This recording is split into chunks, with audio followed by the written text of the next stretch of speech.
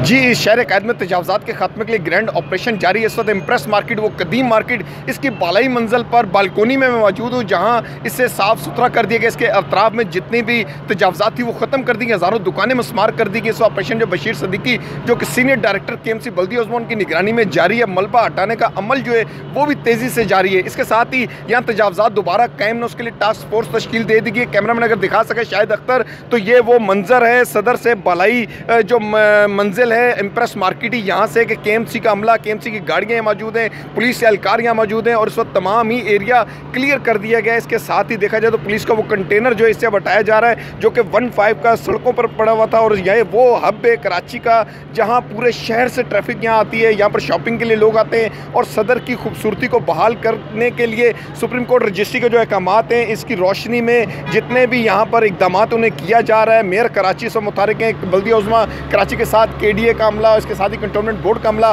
वो मुकम्मल तौर पर ऑपरेशन के लिए अमली तौर पर इकदाम कर रहा है और अमल वो इकदाम जारी हैं जिसके ज़रिए यहाँ पर इसकी खूबसूरती को बहाल किया जाएगा। इम्प्रेस मार्केट के साथ ही पूरे कराची के अंदर इस ऑपरेशन का दायरा कार वसी किया जाएगा, पूरे शहर से तजावज़ात का खात्मा कर दिया जाएगा। जी।